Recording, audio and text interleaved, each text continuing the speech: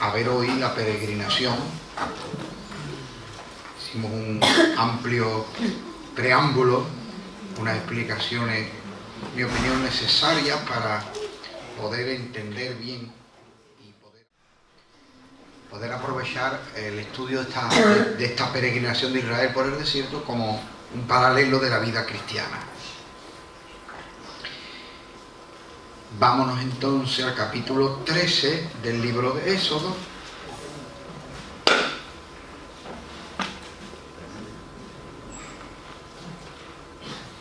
Versículo 19, y ahí leemos esto. Tomó también consigo Moisés los huesos de José, el cual había juramentado a los hijos de Israel diciendo: Dios ciertamente os visitará y haréis subir mis huesos de aquí con vosotros. Y partieron de Sucot y acamparon en Etam a la entrada del desierto, y Jehová iba delante de ellos de día en una columna de nube para guiarlos por el camino, y de noche una columna de fuego para alumbrarles, a fin de que anduviesen de día y noche. Y nunca se apartó de delante del pueblo la columna de nube de día, ni de noche la columna de fuego. En esta introducción a la peregrinación notemos algo hay unas cosas muy importantes para tener en cuenta, que aquí se va a hacer. Claro, piense una cosa, cuando alguien está escribiendo un relato, él sabe el final. Somos nosotros los que vamos a descubrir el final. Y a veces la persona que está relatando nos va dejando unas claves para que en el desarrollo vayamos captando. Nos va como guiando, ¿verdad? Relata unos hechos, pero él tiene una opinión. Y de alguna manera nos va como conduciendo de la manita para que apreciemos aquello que para él es importante. Esto es muy importante, porque vamos a ver cosas muy tristes y dolorosas en la peregrinación de ellos y en la nuestra también. El Señor no engaña a nadie. Jesús dijo: en el mundo tendréis aflicción. En el mundo tendréis aflicción. Pero después dice otra cosa: pero confiad, yo he vencido al mundo. O sea, nosotros no estamos en el mundo o en Cristo. Nosotros estamos en Cristo, porque estamos en el propósito de Dios y estamos unidos a Él. Esa es nuestra posición espiritual, ese es nuestro estado, esa es nuestra comunión. Ese es nuestro lugar en la dimensión de lo espiritual. Pero aún estamos viviendo, como decía Pablo, en la carne. Cuando él decía en Gálatas: lo que ahora vivo en la carne, estamos viviendo en la carne. Jesús dijo esto en la oración: están en el mundo, pero no son del mundo. Entonces, en el mundo, en nuestro entorno donde nos estamos moviendo, hay aflicción y la vamos a vivir. Pero la palabra de aliento de Jesucristo es esta: yo he vencido. No es una palabra de resignación el que diga: solidariamente estaré contigo, te daré consuelo, yo te daré apoyo moral. No. He vencido al mundo. O sea, supero al mundo. Es como, no sé si te has caído alguna vez de una bici, de una moto, de un patinete o algo de eso, ¿no? Te caes de una bici, de un patinete, o en la calle andando, ¿no? Te caes. O te caes desde una escalera. Y hay como unos instantes donde dice: ¿me habré roto algo? ¿No? ¿Me habré desarmado? ¿Estaré de una pieza? Y tienes como miedo, ¿no? Empiezas a mover un poco ahí las cosas, a tocarte o algo ahí que, a ver, ¿no? Y sientes un dolor y te da miedo, pero después compruebas que no te has roto nada y respiras, pero te duele, ¿no? Y después te pasan un par de días diciendo: ay, qué costalazo di, me duele aquí, me duele allí, pero no te has roto nada. Pero te duele. quiero servirme de este ejemplo para que el Señor dice, en la vida vas a tener este tipo de experiencias. Accidentes, circunstancias que van a ser dolorosas y que incluso vas a ser quebrantado interiormente en miedos. Pero apóyate absolutamente en esta palabra: yo supero al mundo. No voy a permitir que el mundo te inflija un daño irreversible. No va a poder destruirte ninguna cosa que te pase en el mundo. Qué buena la promesa de Jesús, ¿verdad? ¿Por qué? El dolor que hay en el mundo viene del mundo. El dolor que recibamos en el mundo, ahora entendamos el mundo como el paisaje por el que peregrinamos, ¿no? En tu peregrinación te encontrarás con cosas dolorosas. ¿Y de dónde procede entonces el dolor? Del mundo, del entorno. Nunca de Dios, nunca de Jesús.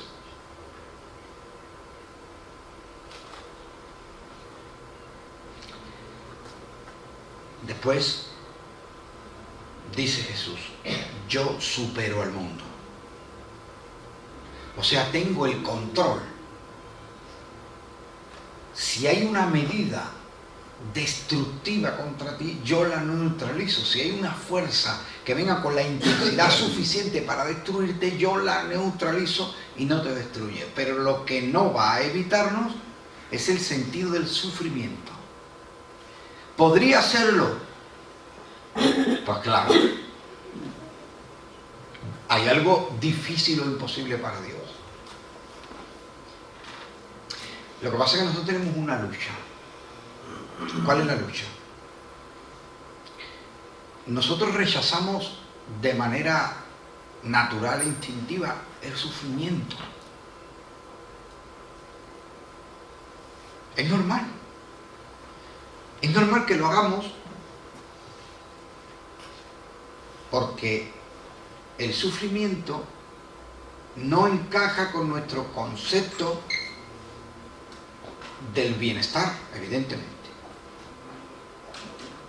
Y el sufrimiento tenemos que entender que no es la voluntad principal, perfecta de Dios. Pero estamos peregrinando. Y el dolor y el sufrimiento, en ocasiones, no por Dios, no para Dios, para mí, son necesarios a la hora de aprender y de madurar. O sea, me explico. Estás trabajando con un tipo de herramienta de material, ¿no? Y te dan pellizco, ¿sí?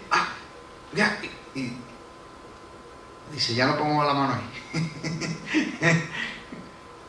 Pero tú ya lo sabías. De alguna manera sabías que era peligroso, ¿no? Que no era lo adecuado tomar la herramienta de esa forma. Sabías que era arriesgado, ¿no? A veces nos arriesgamos, ¿verdad? No, pero espera, y te da el golpe, te quema, te cortas. No es eso necesario objetivamente para aprender. Ni Dios trazó en el diseño, en su designio, aquí que sufran y aquí que le duela. No.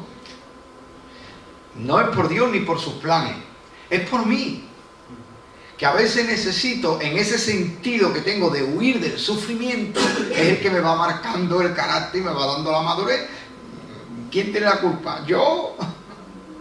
¿Habéis oído ese refrán? Dice, nadie escarmienta en cabeza ajena. ¿Sí o no? Y cuántas personas que coquetean con las drogas dicen, no, pero yo no me voy a... Esos son unas personas que no controlan. Siempre somos como optimistas, pero no es optimista. en verdad temerarios. Y el dolor a veces nos ajusta a la prudencia.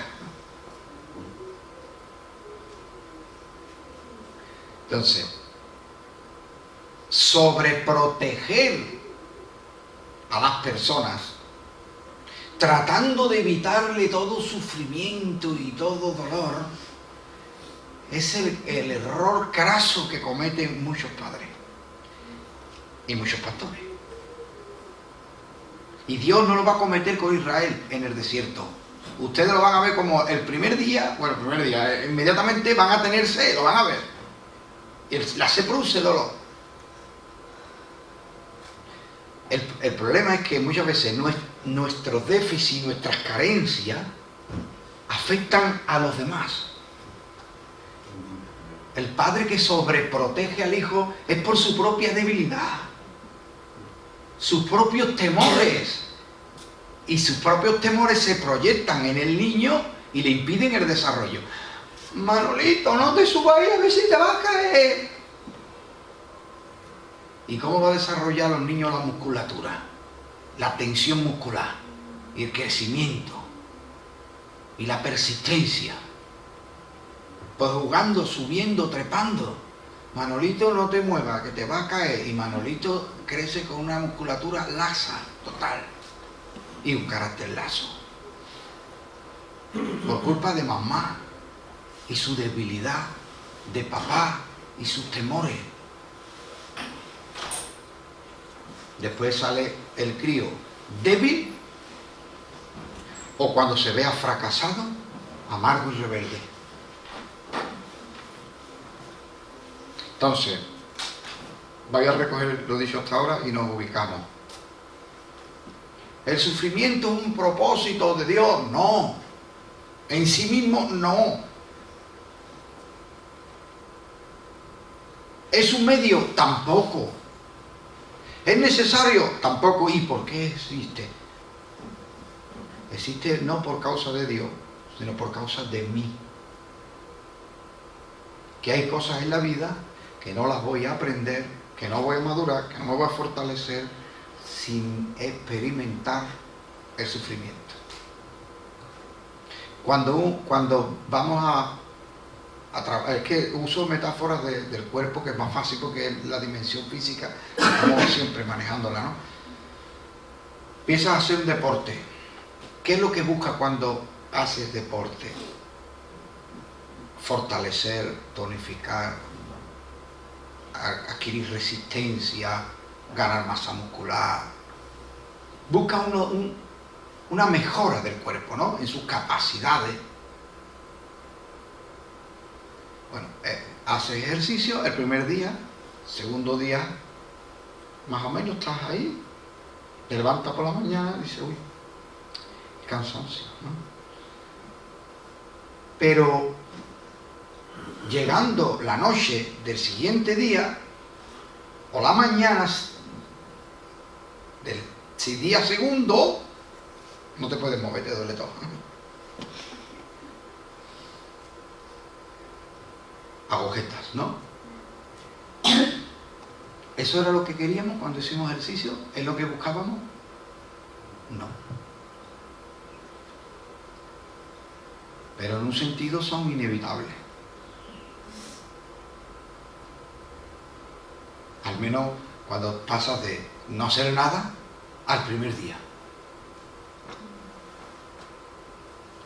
Incluso las personas toman una determinada forma física y tienen una rutina de ejercicio.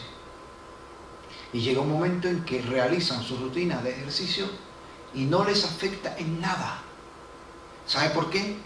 Porque su cuerpo se ha fortalecido y se ha compensado para esa carga de trabajo. Pero ya no va a crecer más, no va a avanzar más. ¿Cuál es la manera de avanzar más? Más carga, más trabajo, más tiempo, más peso, más esfuerzo. Y vuelves a pasar el mismo proceso. Y vienen unas consecuencias. ¿Estábamos buscando esas consecuencias? No. No, pero forman parte. Sí, ¿Se me ha entendido bien? Bueno, pues en esta peregrinación se debiera haber producido la santificación del pueblo. A la par que van caminando hacia Dios y en el llamado de Dios, en medio de las circunstancias y experiencias que estén viviendo, es cuando se van santificando, consagrando, mejorando, madurando. No piense que la consagración es meterse en una urna y no salir de ahí. Dice, vamos a ir al cine a ver la película. No, yo estoy santificado. ¿Podemos ir a la playa? Yo no voy a playas. Mis ojos están santificados. No quiero ver señoritas en bikini ni caballeros en traje de baño.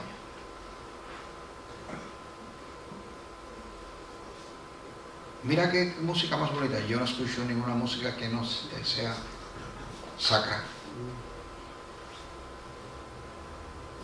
Yo no he visto la moda. ¿Por qué? Porque estoy santificado. Detrás de esto puede haber un buen deseo. Y puede haber celo. Celo en el sentido de un deseo de dedicarse, ¿no? Pero falta conocimiento de lo que es esencialmente, esa palabra que suena tan religiosa y como tan antigua, ¿no? Santificación, santidad. Vamos a actualizarlo a nuestra forma de entender hoy. Santificación es el proceso por el cual nos vamos pareciendo cada día más a Cristo, que es todo lo que Dios desea que sea una persona. Si le preguntas a Dios, ¿qué quieres de mí? Y te diré a Dios, si te lo digo no lo vas a entender. Tú mira a Jesucristo e imítale en todo lo que puedas.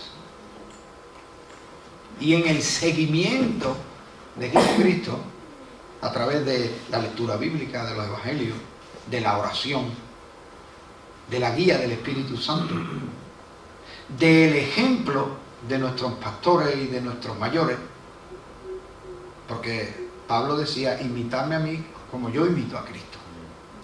Entonces, a través del seguimiento de aquellos que son mayores en edad o en experiencia, porque Pablo le dijo a Timoteo, que era un pastor, un predicador, pero le dice, nadie tenga en poco tu juventud, sé ejemplo.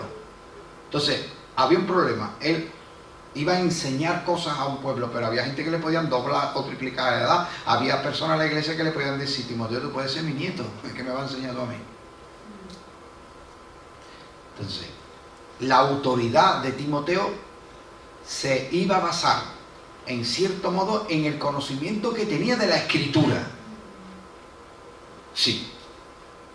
Porque también le dice, procura como obrero de presentarte como obrero aprobado delante de Dios, que usa bien la palabra. Entonces, la palabra es una herramienta, un instrumento para trabajar, pero falta otro, el testimonio. El uso de la palabra, somos responsables del uso de la palabra para con Dios. Porque fíjese esto, yo tengo un fallo, tengo un defecto, tengo una carencia en mi forma, en mi carácter, lo que sea, ¿no? Y Dios lo conoce y no me desecha,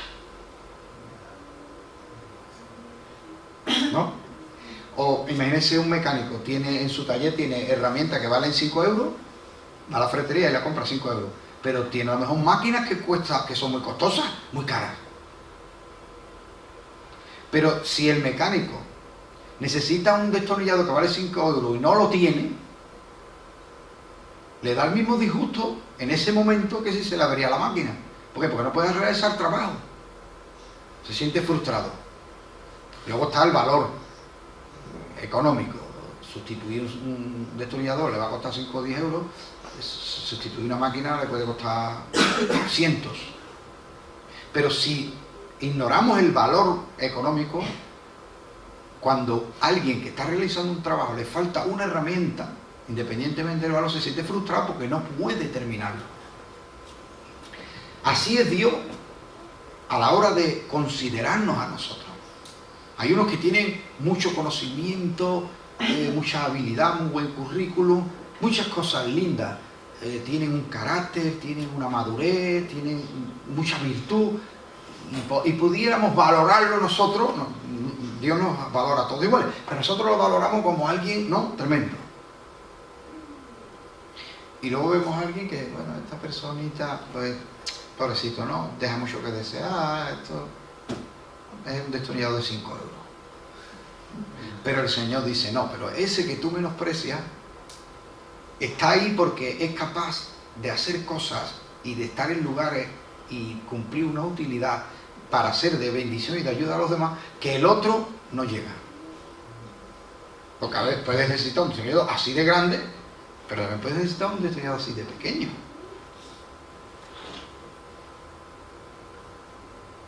¿Sí o no? Entonces, nosotros valoramos estas cosas. Para Dios no tienen tanto valor porque nos conoce y sabe cómo somos y hasta dónde llegamos. Así que, para Dios lo importante, lo más importante de cara a un creyente, en el caso de Timoteo, un predicador, era que lo que sepa de la Escritura lo use bien. Y luego, aquellas cosas de mí que si otros supieran me despreciarían, Dios no me desprecia porque la sabe, ¿cierto? Bien. Pero de cara a los hermanos, por lo mismo que acabo de decir, lo más importante para los hermanos es el poder del ejemplo. Si soy un mal ejemplo, aunque trace bien la palabra de Dios, nadie me va a recibir, voy a hacer de escándalo y de tropiezo. Y esos son los dos consejos, entre otros, que Pablo le da a Timoteo. Sé ejemplo. Algunos tendrán en poco tu juventud por tu falta de experiencia, porque tu currículum aún se está completando y el de ellos está completo. Pero nadie va a menospreciarte y tú evitarás el menosprecio si te comportas de manera ejemplar. Entonces, esa es la santificación. Ir superando en la experiencia de la vida. Superando no me refiero a que bien me porté este día en la prueba. No, no. A lo mejor ese día en la prueba metí la pata, pero bien. Y me provocó sufrimiento. Pero ese sufrimiento me empezó a modificar. Me hacía acostarme llorando, ¿no? Me tenía todo el día pensando. ¿Y qué estaba haciendo eso? Formándome. El metal se lleva a temperatura alta y entonces, ¿verdad?, se puede trabajar. Luego se mete, se templa, se le da un cambio de temperatura brusco y ya no hay que lo mueva. Ahí quedó. Y esto pasa por eso digo que el sufrimiento no es que sea un propósito en sí. Pero de todos nosotros he sabido que hay cosas que no se aprenden sino por la repetición.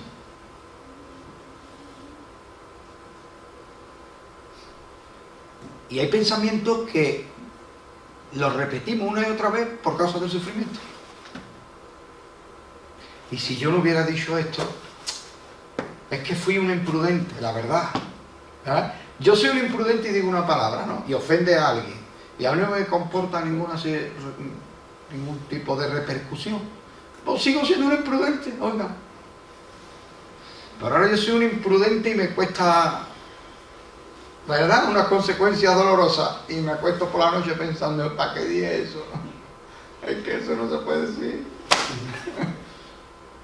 Y me levanto por la mañana y estoy tomándome el cafelito y me acuerdo de otra vez. Digo, mira, es que yo no tenía que haber dicho esto. Y mira que el otro día me pasó lo mismo, yo pero que no me entero, pero no, nunca más, yo ya no hablo más, yo ya callado. En boca cerrada no entran moscas. Cuando ya estás más tranquilo viene tu vecina, tu esposa, tu tía, tu papá y te dice, oye, me he enterado que tú vas y dices, ¿para qué hablarás? Pero un imprudente. Sí, papá, ya lo sé. otra vez.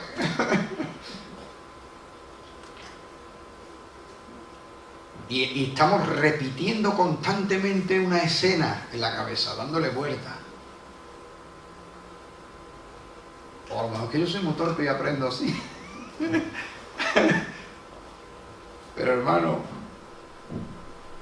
esto no es cuestión simplemente de adquirir un conocimiento intelectual. Esto tiene que ver con una formación. La santificación es eso. A veces pasas por la vida y superas la prueba como una evaluación y te sientes contento, como decía Pablo, que nadie se gloríe con respecto de otro. O sea, esto no vale decir yo soy mejor que aquellos hermanos. ¿Verdad que nosotros somos mejor que esta gente? Sí, pues estos hermanos no, pero nosotros sí.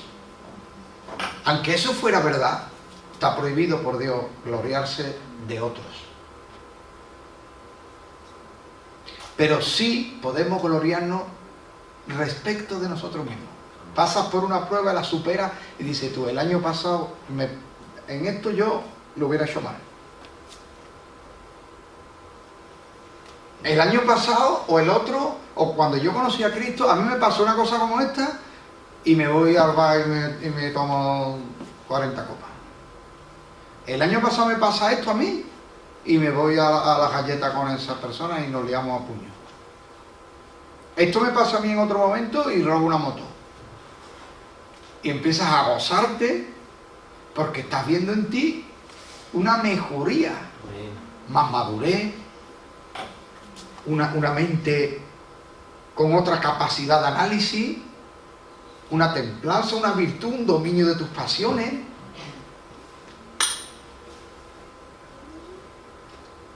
Un aumento en la capacidad de mantener sanamente las relaciones con otras personas. Y te empiezas a dar una alegría y empiezas a gloriarte con respecto de ti mismo. Eso es santificación. Y a veces mejoramos y a veces somos evaluados y a veces lloramos al descubrir por el fracaso una carencia que sin el fracaso no lo hubiéramos descubierto. Ahora, ¿el fracaso lo mandó Dios? No. ¿Cómo va a decir Dios? Venga, para que fracase, te voy a poner... ¿no? Como si me ponen en la escuela, te ponen un examen y saca un 2. Y tú ahí llorando, es que el maestro la toma conmigo. Ha puesto un examen difícil para que saque un 2. Profe, no lo voy a poner más fácil. Ese no es el enfoque. El enfoque de esto es un elemento de evaluación. Si saca un 10, te pones contento no porque le dices a los compañeritos, saca un 10, soy el mejor de clase. Eso no es. No. Si hay felicidad y satisfacción diciendo, estoy adquiriendo el conocimiento. No solo lo estoy adquiriendo, sino que lo manejo, lo domino, lo comprendo y soy capaz de transmitirlo. Y aquí está la prueba. Me han evaluado y mire qué bien ha salido. Y cuando yo empecé este curso yo no sabía ni la agua de un canuto. Pero estoy creciendo.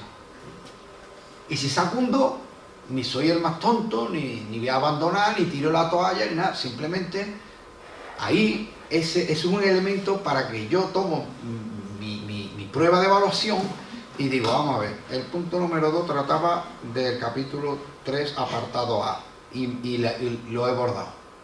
Y ahí tenía un punto. Entonces, capítulo 3, apartado A, no necesito nada. Pero aquí, esto trataba del tema 2 al 4, un 0. Y todo lo que he puesto tachado por la profesora en rojo. Entonces, ¿qué pasa? Tema 2 y 4 no me he enterado de nada. Y creía yo que... Joder, yo creía cuando estaba yo contestando esto. Digo, yo salgo a hombro aquí, ¿no? Y que va, no me he enterado de nada. Entonces me tomo notas, capítulos 2 al 4. Lo tengo que repasar, salvo el capítulo 3, apartado A, que lo bordé. Y el resto, nada. Puse mi nombre en minúscula No le puse Pir de Jiménez. Es un desastre. Entonces todo lo demás lo tengo que corregir. Vamos paso por paso. Para eso sirve una evaluación. No para ni sentirme mejor que nadie, ni... Entonces, en la vida pasa igual, hermanos míos. La santificación no es que yo ya estoy, mire, en una de Cristo. La santificación no es tanto si voy al cine o no voy al cine, veo una película o no veo, sino qué hago cuando la temática de la película es de una manera o de otra. Es cuando yo decido que veo o que no veo. Cuando éramos jóvenes, a mi mujer y a mí, nuestros pastores no nos dejaban ir al cine. Si se enteraba el pastor que habíamos ido al cine, nos echamos una bronca. Bueno, así lo vivíamos y así nos lo enseñaron. Y estábamos casados y un día que habíamos ido de compras, ¿vamos al cine? Venga ya. ¿Vamos? Y nos fuimos al cine, que es la última vez que fuimos echaron la de Mary Poppins, de estreno.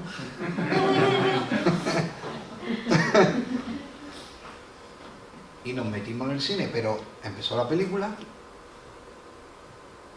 y empezó a salir unas escenas y unas palabras y unas cosas que no eran edificantes. Y nos levantamos y nos fuimos. Pero al unísono, no tuvimos que convencernos el uno al otro. Nos levantamos y decimos, esta película, esto ha sido un error. Esta película no era la apropiada. Eso era santidad.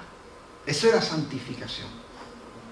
Al principio no íbamos al cine porque nuestro pastor lo entendía así, y así nos lo explicó, y nosotros lo decía el pastor, por lo hicimos y ya está. Pero aquello no era santificación, aquello era obediencia. Ahora sí era santificación.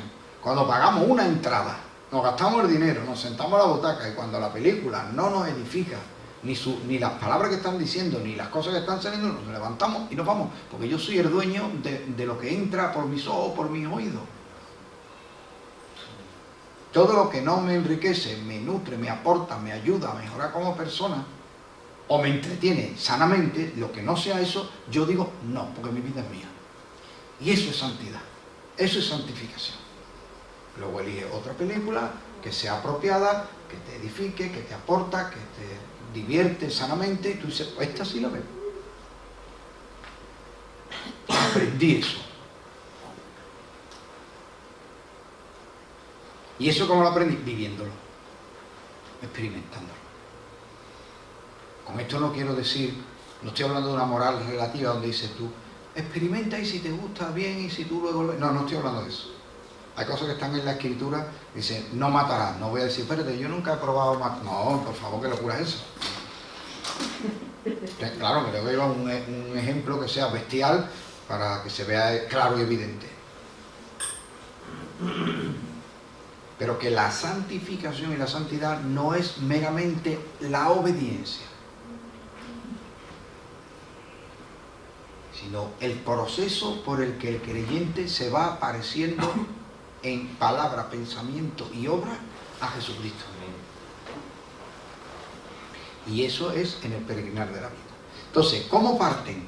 Parten con los huesos de José, que es la herencia de las promesas de Dios, la evidencia de las promesas, la palabra, el legado de Dios. No se puede dejar atrás. Hay gente que van dejándose atrás todo y están abiertos a cualquier moda y dejan atrás todo.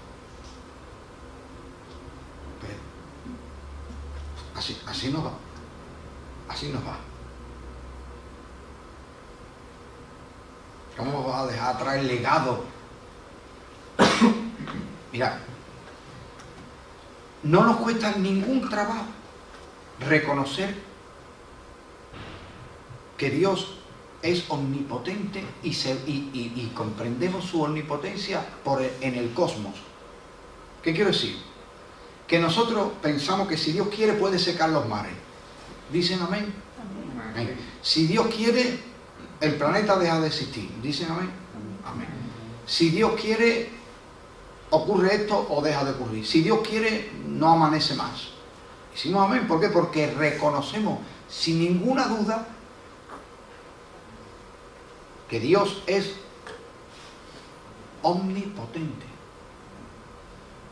Puede hacer cualquier cosa. Y lo reconocemos a nivel del mundo. Puede intervenir en el mundo cuando quiera. Pero ahora viene el punto clave. Reconocemos que Dios puede intervenir y de hecho ha intervenido en la historia. O sea, en otras palabras, que hay cosas que han ocurrido y aunque yo no sepa cómo interpretarlas, tengo que reconocer que no eran ajenas a Dios.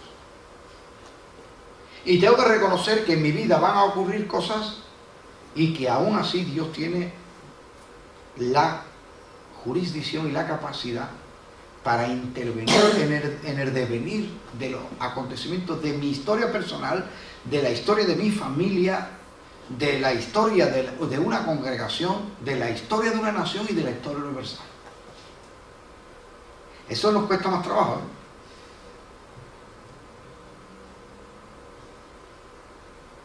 ¿Ha visto cómo en la Biblia le llama a un rey pagano mi siervo? Porque es su siervo. Si no es un hombre devoto, si no es un hombre creyente,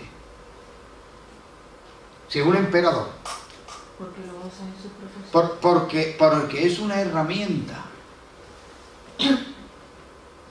No está hablando de la disposición del corazón del hombre, sino de una ubicación histórica. Dice, este es el hombre que está ubicado cuando se cumplen los 70 años que yo determiné. Y este es el que tiene que decretar la huerta. Y le llama mi siervo porque me sirvo de él. Ahí también hay omnipotencia de Dios manifiesta. Pero nos damos cuenta los esquemas mentales, lo duros que son. Ay, a ver si me voy a morir, a ver si ahora me han despedido, ahora la empresa ha cerrado y ahora cómo voy a pagar la hipoteca. Pero un momento, tú no me estabas diciendo hace un rato que Dios es capaz de secar los mares, de quitar un monte de sitio, de apagar el sol. Creemos que Dios es omnipotente con respecto al cosmos, pero no con respecto a la historia. Pasada, presente y futura. Pues claro que Dios es omnipotente y debemos reconocer su omnipotencia en todos los aspectos. Y esto le va a pasar a Israel.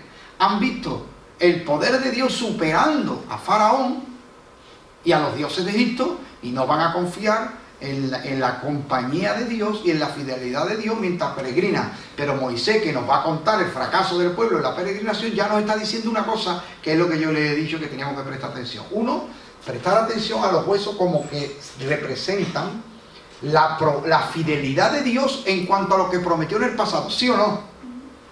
La nube que les está tapando el sol, que representa la fidelidad de Dios ahora. Porque ahora es cuando tiene que estar la nube, cuando está el sol. ¿Y cuando tiene que estar la columna de fuego que alumbra? Por la noche.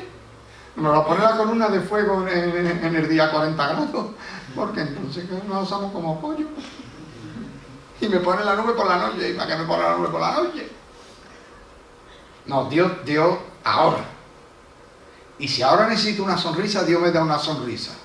Amén. Y si necesito una colleja, Dios me da una colleja. Amén. Hermano, eso no está en la Biblia. No, pero dice que el Señor al que tiene por hijo lo reprende, lo castiga. Lo castiga en el sentido de la corrección de la terapia, de la corrección terapéutica y didáctica, de la llamada de atención, ¿no? Del profesor que... Yo no sé esto hoy qué pasaría, pero en mis tiempos el profesor te tiraba una tiza. Estaba todo ahí pintando avioncitos y tonterías. Y te tiraban una tiza al profesor, pero no era para agredirme ni para chocarme ni nada, era para decir, niño, atiende ya. A mí yo decía, usted ya me está cansando. Venga usted y siéntese usted ahí. A ver cuál es. Llamada de atención, colleja. Bochorno. Salga usted a la pizarra, venga. ¿De qué estaba yo hablando ahora mismo? No, es que estaba... Usted no se cuenta de nada, ni se entera de nada, ni nada. Mañana que venga su madre a hablar conmigo. Que no se la vaya a olvidar. Que me traiga esta notita firmada. Y sabía yo que la notita era llegar a casa y hay todas esas películas de chino que cuando yo salgo ahí la maleta y le enseñé a mi madre esto, pero tengo que reconocer que aquello era necesario para mí. Si no, no hubiera aprendido ni a leer ni a nada, o sea, nada, porque yo que era un niño que iba a mi bola, en mi mundo. No me gustaba el colegio, pero me obligaba. Y Dios al que ama le obliga. ¿Por qué? Porque depende el futuro de la preparación de ahora. Entonces Dios es el Dios del pasado. Y cuando miras atrás, interpretas el pasado de tuyo personal, de tu familia y hasta de la nación, tienes que ver la fidelidad de Dios. Y hay una de las cosas con las que estoy dolido yo con nosotros, con los españoles, mis paisanos. Hacemos unas interpretaciones de nuestro pasado muy negras por culpa de una leyenda negra. Y también, discúlpenme los hermanos de Hispanoamérica, si en esto les ofendo, no es mi intención ni mucho menos, pero también hay cierto sector del pueblo de Hispanoamérica que también viven con una amargura de hace 500 años. Que si el genocidio, que si no sé qué, tal. Bueno, pero ¿y qué pasa? ¿Que Dios qué? ¿No está en la historia?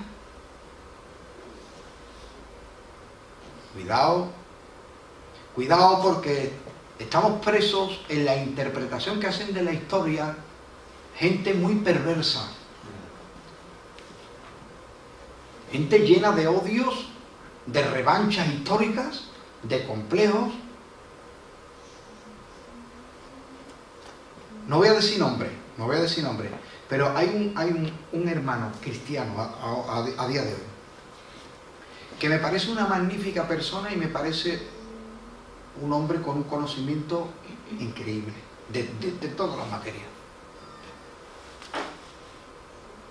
Pero desde hace unos años, ahora, en su discurso se le nota, aun diciendo verdad, porque yo considero que es un cristiano y es verdad, pero en su discurso, desde hace unos años, ahora hay un cambio, hay una cierta pincelada de amargura. Y la verdad que está diciendo es verdad, pero el tono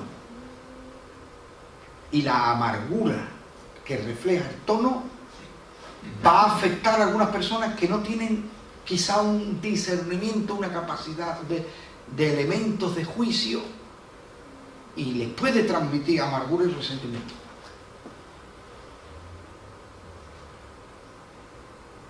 Y hay personas que por sus ideologías políticas hacen o religiosas, hacen una interpretación de la historia desde la amargura, el odio, el resentimiento, ahí hasta el revanchismo. ¿Y esto qué genera? Más odio.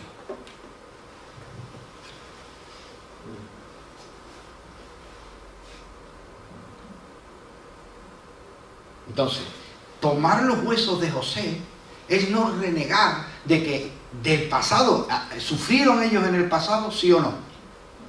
Sí, pero ellos se van con los huesos de José y como prueba de la fidelidad. Dios nos ha visitado y vamos a olvidar lo que hemos sufrido y lo que hemos pasado. Y nos vamos a ir de aquí sin revancha y sin odio y sin contiendas. Nos vamos a conectar con la promesa que Dios nos hizo en el pasado. Porque la divina providencia nos ha sostenido en el desarrollo de la historia de nuestra nación. Quisiera yo ser más hábil para que se entienda claro, pero yo creo que ustedes me están entendiendo que sí. No es cuestión de unos hechos, es cuestión de la interpretación, la aplicación de esos hechos.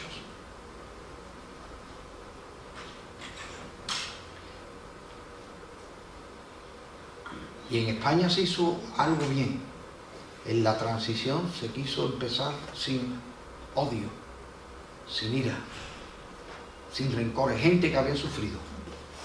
Y ahora, personas que no tienen edad, que no han sufrido, que son niños de papá,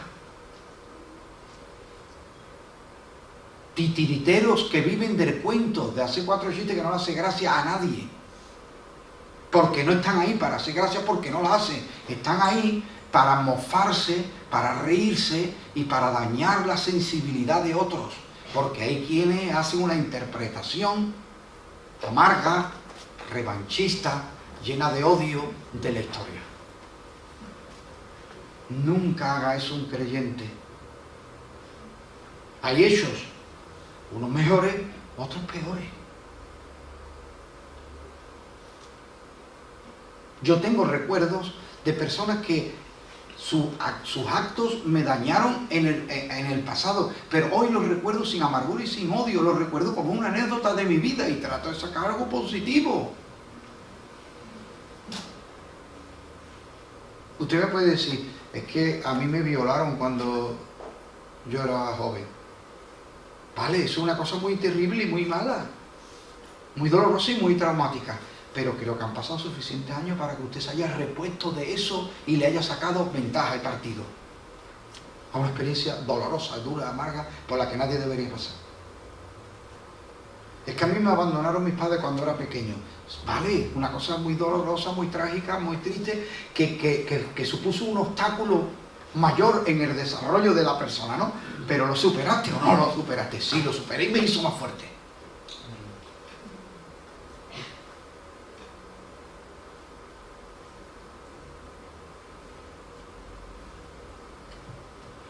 Tomar los huesos de José era desconectarse del periodo en el que hubo ya llanto, dolor, lágrimas y sufrimiento y conectarse con el tiempo donde Dios hizo unas promesas para poder visualizar de manera panorámica la fidelidad de un Dios que llamó a Abraham, a Isaac, a Jacob y que le hizo una promesa a José y que José nos dio una palabra. Vaya a sufrir, pero Dios va a visitar. Cuando Dios visite, vaya a salir. Porque la visita fue literal. Allí estaba la nube y la columna de fuego, como presencia de Dios, fieles. Tomen mis huesos, porque yo me voy a morir, pero va a quedar una evidencia, mi momia. Mientras está ahí mi momia, mi cadáver, mis huesos, mi sarcófago, mientras está ahí, ustedes saben que Dios va a venir a visitar. Y cuando ustedes saquen el sarcófago y mi momia y los huesos de aquí, ustedes van a estar diciendo, Dios prometió y han pasado 4 siglos, pero lo ha cumplido. Porque Dios es fiel. Dios es fiel. Y el devenir de la historia lo confirma. Aunque ha habido lágrimas, aunque ha habido dolor, aunque ha habido abuso. Pero las lágrimas, el dolor o los malos recuerdos no me impiden ver la fidelidad de Dios por encima de circunstancias. Porque Dios prometió una cosa allí y hoy la ha cumplido aquí. Me encantó cuando fue la inauguración de esta casa de oración. Me encantó que regalaron, yo vine a gozarme con vosotros, y regalaron un imancito, ¿no?, que se pone en el frigorífico. Y ahí dice lo que Dios prometió, ¿no? En aquel pasaje, que es lo que tú prometiste, que cuando Salomón, en la dedicación del templo, que dijo, lo que le prometiste a mi padre lo cumpliste y está aquí cumplido. Y me encantó que ese fuera el detalle, ¿no?, conmemorativo de la inauguración de esta casa de oración, porque yo entendí que Dios les había hecho una promesa directamente a esta congregación y que después de esfuerzo, de trabajo, de momentos de crispación o de incluso de duda de qué va a pasar, de incertidumbre, ¿verdad? Supongo que en todo el desarrollo de este proyecto hubo momentos altos y momentos bajos, pero el día que hubo una inauguración se demostró que por encima de las circunstancias y accidentes de un día sí, otro lo que sea, Dios cumplió. Dios cumplió.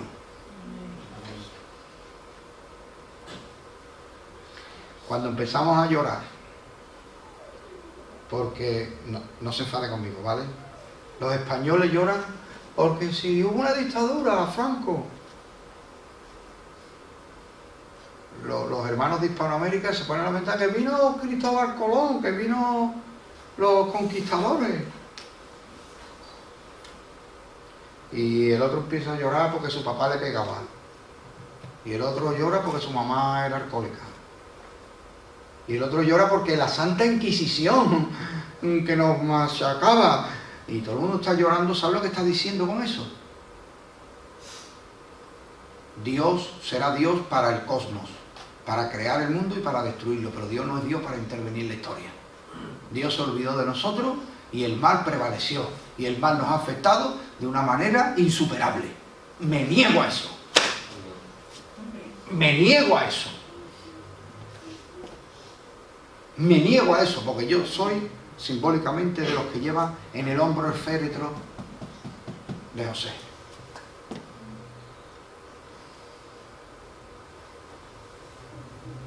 Mira, lo digo sin ánimo de ofensa, ¿no? Y esto no es política, es que estos son principios, y estamos escasos de principios y de valores. Un bufoncillo se suena a la nariz de manera irrespetuosa con la bandera de España. Y ahora viene mucha gente con una filosofía, como si estuvieran diciendo algo que se han inventado ellos. No, es que esos son símbolos que dividen, que generan... Ustedes seguramente han escuchado ese tipo de filosofía barata, ¿no? Pero hoy, por ejemplo, he leído yo en un escrito de una página de la policía y de la Guardia Civil. Y alguien ha escrito, y te quitas el sombrero, porque encabeza su escrito la foto de un guardia civil que ha muerto en acto de servicio y su féretro está cubierto ¿con qué? Con la bandera de España.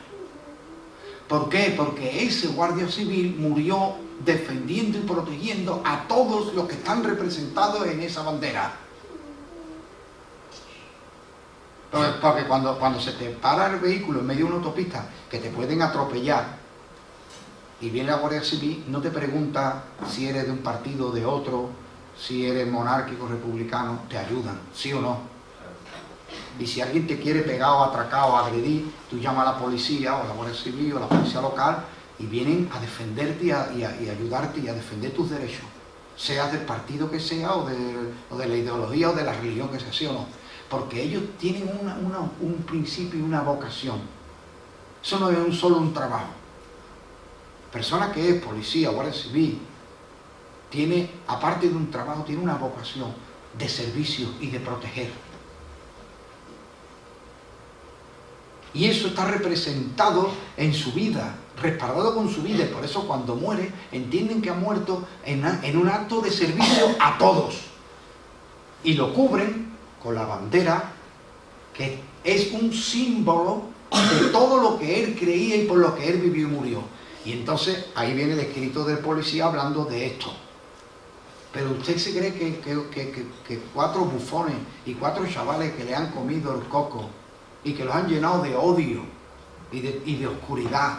Y no estoy hablando de política, señores, estoy hablando de principios. Y el que no tiene principios y tiene valores, el que está solamente lleno de tiniebla, de odio y de amargura, no puede ver nada.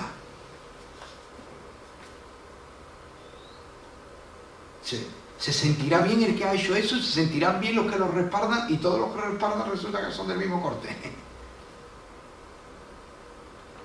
¿Por qué estoy mencionando ese ejemplo? Porque los que llevaban los huesos en el hombro de José no estaban llevando un cadáver, ni estaban llevando una momia, ni estaban llevando un símbolo, no, ellos sabían lo que estaban llevando. La historia de su nación, de su origen, de sus promesas. el Dios en el que hemos confiado, el Dios que nos ha cuidado y nos ha amado incluso cuando nosotros ni le conocíamos, porque cuando nosotros éramos impíos, en su debido momento, Cristo murió por nosotros. Yo creo que Dios nos ama. A pesar del daño que hayamos podido hacer a otros en ignorancia, o del daño que otros hicieron, pero nos hicieron daño, pero no nos destruyeron. ¿Sabes por qué nos destruyeron? Porque Dios tiene un propósito con nosotros y nos necesitaba vivos. Y de aquello nos hemos levantado con más fuerza. Porque, hermanos míos, se hacen un puente, ¿no? Y todavía no puede estar rodado al tráfico, ¿no? Y le hacen unas pruebas, ¿sí o no? Le hacen unas pruebas para ver que no se cae. No para que se caiga. Las pruebas no son para que el puente se caiga. Las pruebas son para ver que no se cae. Y cuando él hace las pruebas y ve que no se cae, venga, se abre el tráfico rodado ya y se inaugura. ¿Cierto? Las pruebas no son para que te caigas. Las pruebas no son para que te destruyas. Las pruebas son para que se demuestre en ti la fidelidad de Dios a pesar de todas las circunstancias adversas. Y a pesar que en España haya habido una dictadura hace ya 40 años, todavía no la superado. Y a pesar de que Cristóbal Colón descubriera el continente y llegaran allí y hicieran cosas buenas o cosas malas, o parte de cosas buenas y parte de cosas malas, han pasado 5 siglos y Dios estaba en el control de la historia. Porque Dios es el que quita y pone reyes. ¿Cuál es el problema? Que los judíos aprendieron esto. Nosotros todavía no lo hemos aprendido. Porque ustedes han leído la Biblia cuando dice Nabucodonosor, esta es la gran Babilonia que yo edifiqué, y Dios le dice, mañana estás comiendo hierba. ¿Por qué le hizo eso? Para demostrarle, no a él, sino a todos los que le oían, que aquello no lo había levantado él. Que Dios le dio el poder a Babilonia para que invadiera y en él castigar e interrumpir y suspender la maldad y la corrupción en muchos pueblos, incluido Judá. Porque llevaban a pleito a un pobre por una deuda equivalente a un par de zapatos. Y por esa deuda lo llevaban preso o lo llevaban cautivo. Y esto lo dijo el profeta. Habéis vendido al pobre por un par de zapatos. A ese nivel de corrupción y de inhumanidad había llegado Israel y Judá. Y por eso Dios levantó un báculo para corregirlo, castigarlo, enderezarlo. Y ahora le dirá el alfarero al barro, le dirá el barro al alfarero, ¿qué haces? Pues no, el barro no puede decir nada porque el alfarero tiene potestad sobre la pella de barro y el barro no tiene ninguna potestad. En la historia debemos ver la mano de Dios. No para aprobar lo que no es de recibo. No para justificar lo injustificable. No para decir estos fueron buenos y estos fueron malos. Sino para ver la fidelidad de Dios en el devenir de la historia.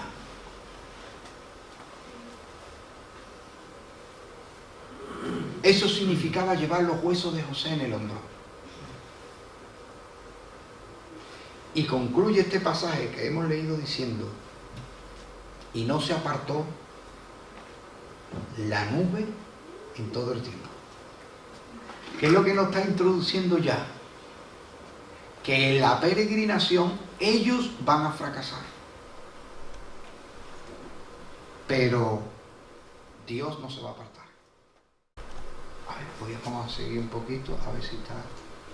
A lo mejor como hace tiempo... Ah, bien, perfecto. Esto es lo que hemos estado hablando. El capítulo 13, versículo 20 al 22, comienza el desierto. Capítulo 13, versículo 20, que ya lo hemos leído. La columna de nube por el día, de fuego por la noche, lo hemos hablado. La fidelidad estuvo con ellos todos los días. Y entonces viene un punto determinante que es el cruce del Mar Rojo en el capítulo 14. Cuando Dios nos lleva a un callejón sin salida, será para su gloria. Ahora ellos van a acampar y por un lado tienen al mar y Faraón se va a levantar para ir a destruirlo con todo el ejército. Y se quedan diciendo, ay, ¿qué ha pasado? Dios se ha equivocado, Dios nos ha abandonado. ¿Qué ha pasado? No ha pasado nada. Cuando tú te encuentras en un callejón sin salida, es la oportunidad de Dios mostrar su gloria. El enemigo reúne todo su poder, carros, caballos, capitanes, multitud. La mano de Dios siempre será más fuerte. Esta es la lección para que Israel nunca ponga la confianza en estas cosas, quitándola de Dios. Capítulo 14, versículo 8. Si lo tiene ahí, lo leemos. Y endureció Jehová el corazón de Faraón, rey de Egipto, y él siguió a los hijos de Israel, pero los hijos de Israel habían salido con mano poderosa. Fíjense, esa mano poderosa hace alusión a lo que yo les he dicho. Dios mostró su poder sobre el cosmos cuando mandó las plagas que pusieron el Nilo en sangre, los piojos, las moscas, las ranas, ¿verdad? Pero ahora Dios va a demostrar que la mano poderosa y firme de Dios está también en el devenir de los acontecimientos. Ahora hay una circunstancia que se antoja fatal. El mal y el enemigo que nos supera. ¿Y Dios qué pasa? ¿No lo vio? ¿No lo preveyó? ¿Y Dios? ¿Y qué? ¿Cómo? ¿Cuándo? ¿Qué? Oh, no, ya no. ¿Ya qué podemos hacer? Y están pensando uno volverse atrás, otro pedir clemencia, cada uno está buscando una solución en ese momento, como si Dios no estuviera. Pero aquí viene un pero. Pero ellos habían sido librados con mano poderosa. Ustedes pueden decir, no, es que las circunstancias me son adversas, no, es que he tenido una recaída, es que me encuentro muy debilitado, es que no sé cómo hacerlo, es que he fracasado. Y yo le digo, pero usted no salió con mano poderosa. Usted no fue liberada por Dios con mano poderosa. Sí, pues entonces agárrese a la fe en eso y diga, Señor, tú no me vas a fallar, tú no me vas a dejar aquí tirado, las circunstancias me superan, pero ahora cuando yo voy a ver la mano poderosa y fuerte con la que tú me has sacado. Amén.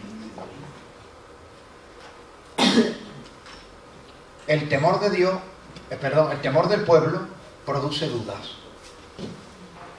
Versículo 9. Siguiendo los pueblos egipcios con toda la caballería y carro de Faraón, su gente de a caballo y todo su ejército, los alcanzaron acampados junto al mar al lado de Piero, delante de Baal-Zephón. Y cuando Faraón se hubo acercado, los hijos de Israel alzaron sus ojos, y he aquí que los egipcios venían tras ellos, por lo que los hijos de Israel temieron en gran manera y clamaron a Jehová, y dijeron a Moisés, no había sepulcro en Egipto que nos ha sacado para que muramos en el desierto. ¿Se da cuenta? Un pueblo que no es capaz de ver que el designio soberano de Dios se va a cumplir en todo momento. Y le van a transmitir el temor a Moisés. Y las quejas, claro.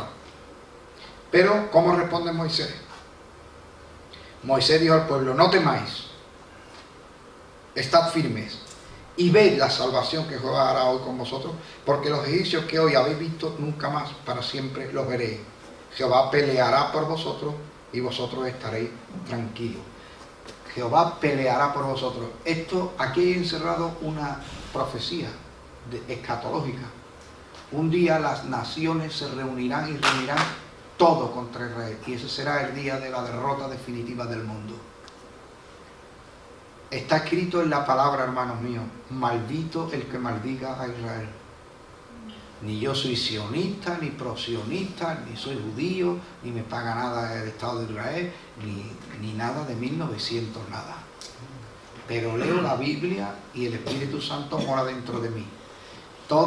Huya de toda influencia, de todo libro, de todo partido político, de todo cantautor, de cualquiera, de periódico, de cadenas de televisión que maldigan y hablan amargamente contra Israel.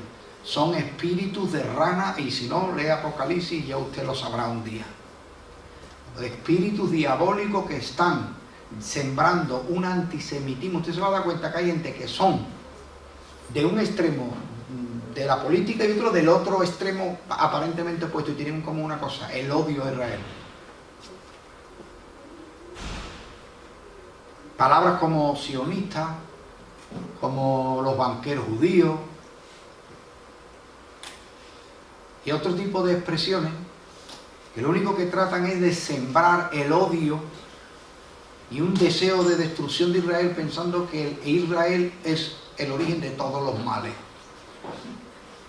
Por eso hay hermanos que a mí no me entienden porque es normal que no me entiendan, llevan mucho tiempo intoxicados y contaminados, no con la palabra de Dios, sino con la palabra de las ranas, porque le han dedicado mucho tiempo a la escucha de sus profetas. Pero yo le he dedicado mucho tiempo, esto no es jactancia, esta es la realidad, yo le he dedicado mucho tiempo a esta palabra. Y cuando yo digo una cosa, hermanos míos, alguno puede pensar que hablo de política, pero no hablo de política. Estoy contrarrestando con la palabra de Dios las palabras de las ranas, de los espíritus de ranas, que saldrán a convocar al mundo entero contra Israel. ¿No lo está viendo que hay personas que rápidamente, que si no a la guerra, no lo ha visto esos activistas pacíficos, no a la guerra no sé qué, pero si tú le preguntaras eso, ¿qué hacemos con Israel? Dirían arrasarlo, matarlo, bombardearlo. No soy tonto, hermano, no tengo un pelo de tonto, ni delito tampoco. Cuidado, porque son doctrinas del infierno. ¿Ha visto alguna vez una cadena de televisión defendiendo a Israel? ¿Alguna vez? No, ellos son los criminales, los asesinos, los torturadores, etcétera, etcétera. Está terrible, ¿no? Lo mismo y lo mismo. Pero aquí hay una palabra, hemos hablado de la fidelidad de Dios, desde el pasado hasta el futuro, ¿no? Una palabra de Dios.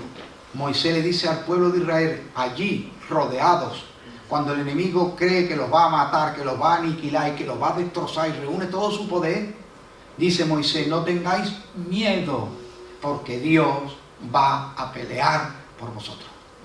Cuando todas las naciones se reúnan contra Israel en la batalla decisiva de Armagedón, Dios convocará a todas las aves carroñeras de los cielos, porque dice, hoy os daré a comer las carnes de fuertes, de libres, de esclavos, de príncipes y de guerreros.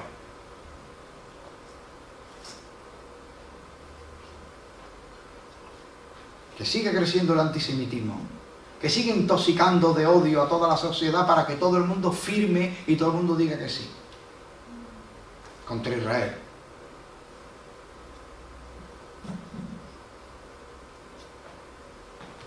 Y hay ONG y entidades que van bien financiadas por la internacional y odian a los judíos a muerte, pero defienden la vida de todo lo que viva, menos Israel y los no nacidos. Que el Señor tenga misericordia de sus pobres almas.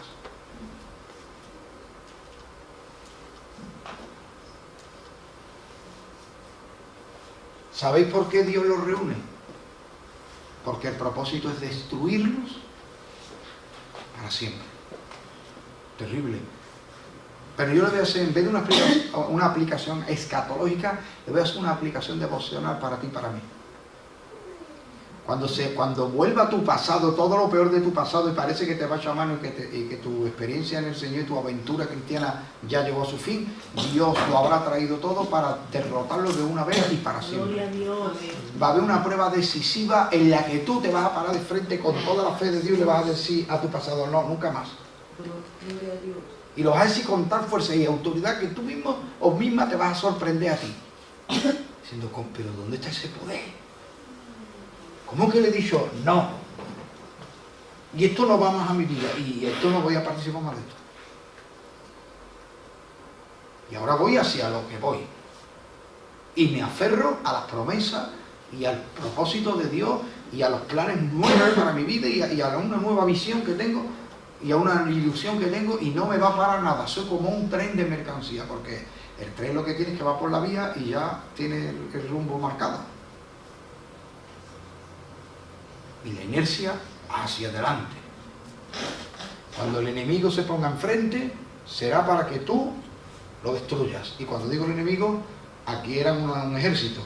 Ahora no es un ejército porque no tenemos lucha contra carne de sangre, sino contra el mal. La palabra de Dios es la estrategia de Moisés. Versículo 15. Entonces Jehová dijo a Moisés, ¿ves? ¿Por qué clamas a mí? Di a los hijos de Israel que marchen. tú alza tu vara y extiende tu mano sobre el mar y divídelo y entre los hijos de Israel por en medio del mar en seco. He aquí yo endureceré el corazón de los egipcios para que le sigan y yo me glorificaré. ¿Cuál es la estrategia? ¿Cuál es el plan? ¿Quién es el consejero de Moisés? Dios. Cuanto más grande es la crisis y más oscura es la prueba, más hay que buscar a Dios y hacer callar a todo lo demás. Porque se levantan voces, consejeros, como le haga caso. Llega un momento en que dice silencio todo el mundo. Silencio, porque dice Isaías acerca de Jesús, no contenderá ni voceará. Es el carácter del Mesías, no se impone. Ahora cuando dice silencio todo el mundo, por favor. No quiero escuchar ahora mismo ni una mosca. Y te dice a ti mismo, cállate y no llores más. Silencio. Esto ahora a la amargura. Miedo, cállate. Ira, no tome el control. El control lo tomo yo. Y ahora yo llevo todo lo que soy, todo lo que hay dentro y todo lo de alrededor, y yo lo llevo todo a los pies de Cristo. Y ahora le digo a Dios, Señor Dios, habla tú. Lo que tú digas, lo que pase. La estrategia tiene que ser la palabra de Dios. ¿Cómo lo hago, Señor? ¿A dónde voy? Busca la palabra. Y una señal escatológica. El poder de Dios derrota para siempre al adversario. Versículo 18. Y sabrán los egipcios que yo soy Jehová cuando me glorifique en Faraón, en sus carros y en su gente a caballo. ¿Se acuerdan cómo empezó la confrontación? ¿Quién es Jehová? Y dice Dios, ahora es cuando lo van a saber. Lo van a saber cuando yo los borre del mapa. Todo aquel que niegue al Señor, su memoria perecerá. Esto no lo digo para transmitir miedo, ni amenaza, ni nada. Esto lo digo para lo contrario. Nosotros que hemos puesto la confianza en el Señor, no pereceremos. Permaneceremos para siempre como el monte de Sión. El Señor es tinieblas a los que se pierden y luz para sus redimidos. La columna se puso en medio de los dos campamentos. Para los egipcios que querían matar, se hizo de noche y no veían nada. Para los hebreos se convirtió en la luz para que pudieran caminar. ¿Te imaginas? Porque para cruzar el Mar Rojo, 2 millones de personas, que habrían ancianitos, niños, personas discapacitadas, 2 millones de personas, eso no es cruzar la acera, hermano, eso son horas y horas. Y ahora, un muro a la izquierda de agua y un muro a la derecha de agua, y cayendo la tarde o la noche, pero la luz de Dios, siga la luz, no se asuste, no se espante, siguiendo ahí el camino que marca la luz. Y los enemigos, pero ¿cómo se ha hecho de noche, así, de pronto no veo nada, no veo? Y Dios en el medio. El destruidor llega a ti y se pierde. Dice, pero si yo lo tenía fácil, yo le daba un espadazo y se terminó. Y dice el Señor, a ver si lo encuentra primero. Y no te encuentra. Aquello que tú lo viste, claro, tú lo viste venir. Tú le viste la espada, el carro, el caballo, y tú te viste, me mata. Aquí acabó mi historia. Y de momento la Shekinah, la nube de Dios, se mete en el medio. Por eso yo no soy tan de emociones, me emociono muchas veces, pero yo no voy a la iglesia ni busco a Dios para tener emociones. Para mí la Shekinah no es emocionalmente. Para mí la Shekinah es la presencia de Dios fiel que se pone en medio de lo que me puede destruir, se convierte en oscuridad y tiniebla para que no me destruya, y en luz que me da seguridad y guía a mí. No importa que el sol caiga, la luz de Cristo me sigue iluminando. Abre un camino que no existe. ¿Por dónde pasamos? Ahora el mal, el enemigo, el desierto. Espérate que Dios abrirá un camino para ti. ¿Por qué? Porque quiere que sepas que Él abre caminos que nunca fueron transitados. Los caminos existen porque hay una ruta, y esa ruta la han andado otros antes que tú. Y es lícito caminar por rutas que otros prepararon y transitaron, los que nos precedieron. Bien, pero quiero que sepas una cosa y nunca se te olvide. Aunque de esta clase no te quede nada, que te quede esto en el nombre de Jesucristo te pido. abrirá un camino Dios para ti, con nombre y apellido. Y tú dirás, tan importante soy, y te digo, sí. Que no te engañe el complejo. Que no te engañe el complejo. Que no te engañe el menosprecio de los demás. Tú eres único, tú eres única para el Señor. Y hay un camino único, trazado, diseñado con todo el cariño del Señor para ti. ¿Viste cómo a José le hizo su papá una túnica de colores para él? Porque José era objeto del amor de su papá. Y tú eres objeto del amor del Señor, y Él te ha hecho un destino, un traje, un camino específico, exclusivo para ti. Pero hay que ir caminándolo ese caminito cada día, porque es un camino. No es un destino, es un camino. El destino es para todos el mismo. Donde esté yo, dice Jesús, estéis vosotros. Pero Él dice, ese es el camino. Y hay que andarlo. Cada uno de nosotros tiene que hacer camino. ¿Esto qué pasa? Ah, no, vale, es que sí, continúa. Perdón, es que me he tenido un lapsus. La derrota total del enemigo. Somos verdaderamente libres desde la nube que nos sigue. El Señor trastornó a nuestro enemigo. Mire 14:23. Siguiendo los egipcios, entraron tras ellos hasta la mitad del mar, toda la caballería de Faraón, sus carros y su gente de a caballo. Aconteció que a la vigilia de la mañana que Jehová miró el campamento de los egipcios desde la columna de fuego y nube, y trastornó el campamento de los egipcios, y quitó las ruedas de sus carros, y los trastornó gravemente. Y dicen algunos incrédulos por ahí, no, es que cruzaron por una cosa que había mucho junco, se atascaron los carros en el junco. Bueno, se ataca el carro en el junco y se va al soldado y te mata, ¿o no? Es que hay las explicaciones de los incrédulos es más inverosímil todavía que esto. No, es que usaron por no sé qué de junco, que bajaba la marea, que no sé qué, que los carros se atascaron y que le cuesta al soldado echarse abajo del carro e irse para 4 hebreos que estaban ahí sin preparación ni armamento ni nada, y pegaron el espadazo y acabaron con ellos. Desengancha los caballos del carro y te montan en el caballo y hace una carnicería ahí. ¿Tú crees que iban a aguantar los hebreos con los niños chicos en brazos, los viejitos? ¿Tú crees que iban a aguantar un ejército? Pasaba eso, es pasarlo nada más con los caballos y se acababa. Pero dice que Dios los miró desde las nubes y dice, ¿tú vas a matar? ¿Que tú vas a matar a mis hijos? Aleluya. Pues mira, el pago va a ser lo que tú tienes en el corazón que tú le ibas a hacer a los otros, es lo que te va a pasar a ti.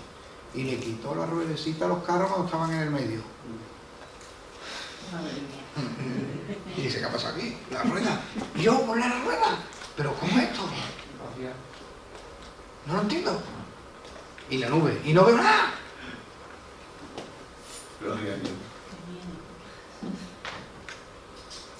Sin duda alguna hemos conocido a Dios. Mira el versículo 31. Y vio Israel aquel grande hecho que Jehová ejecutó contra los egipcios, y el pueblo temió a Jehová, y creyeron a Jehová y a Moisés su siervo. Ahora que leyeron, pero verás que pronto va a perder el hombre. Es que somos volubles, seres humanos, por ignorancia, por maldad o debilidad o una mezcla, somos volubles, pero Dios es fiel. El cántico de Moisés y danza de María. El cántico yo no voy a explicar mucho, además ya casi estamos terminando, pero sí les recomiendo como lectura recomendada, ¿no? Es muy bonito y tiene mucha enseñanza, porque además es escatológico, encierra profecía. Llegan a las aguas amargas de Mara.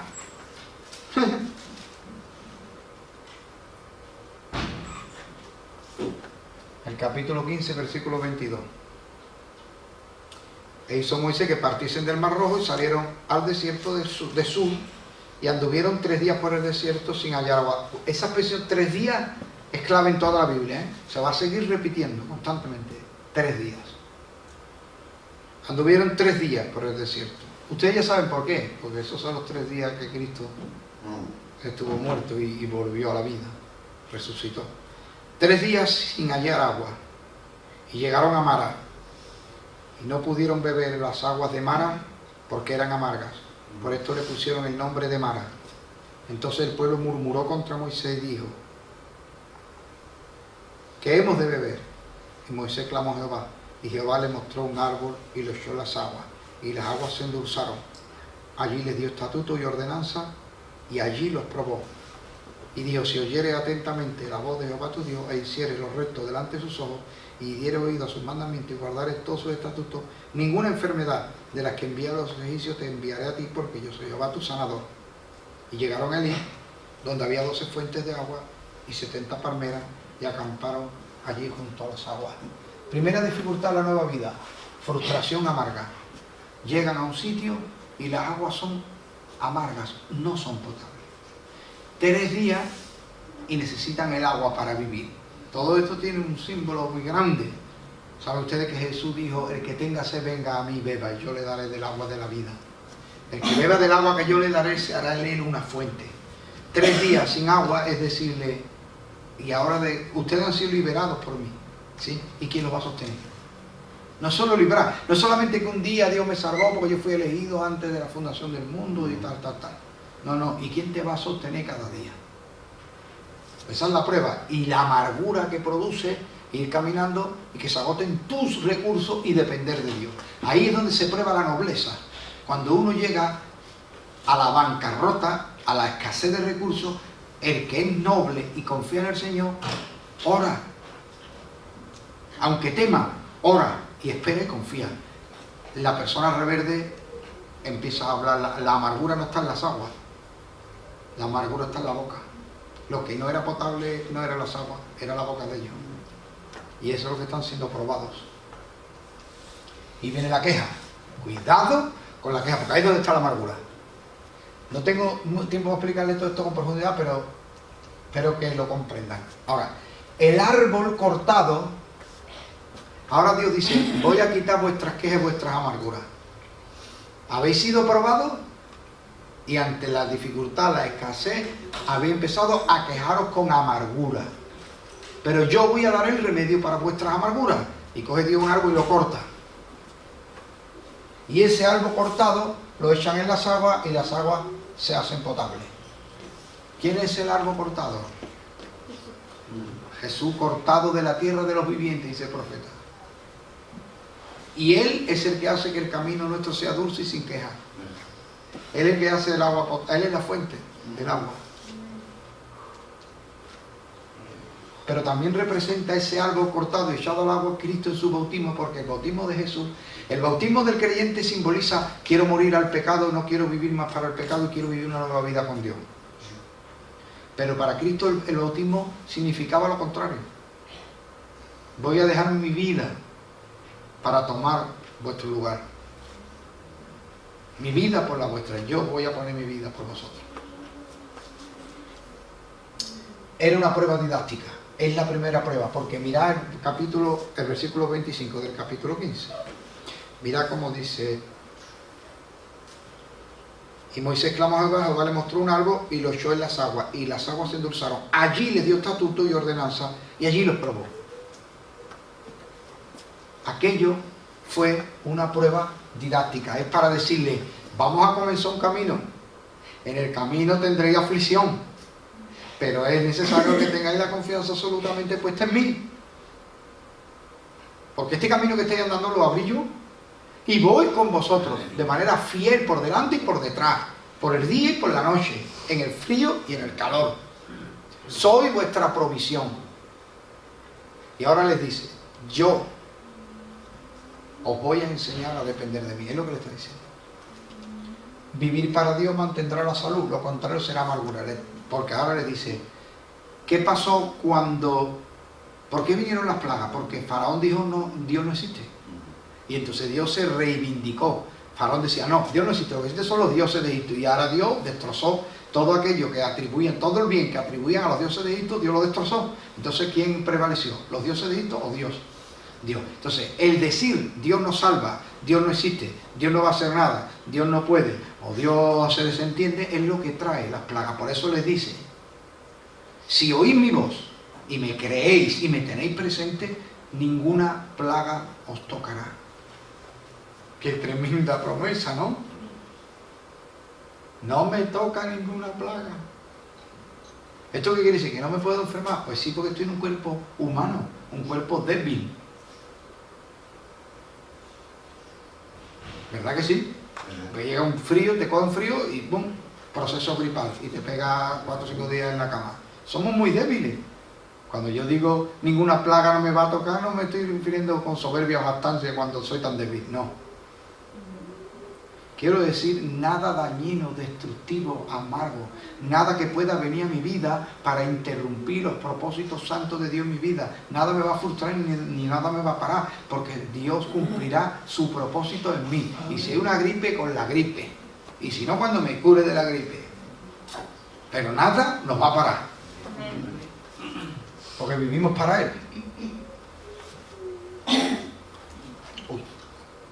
El Wadi de Elim, en el desierto de Sur, la confirmación de la lección pasada. Ustedes se han quejado, ha visto que el trabajo me ha costado a mí, pero no os voy a dar las aguas endulzadas, sino que os voy a mostrar incluso que había aquí un Wadi con 12 palmeras. ¿Qué representa la palmera? La vida eterna. Todos los árboles crecen a lo ancho. Cortas un árbol, le cuentas los anillos y ves la edad que tiene. La palmera no crece así, a lo ancho, el tronco no.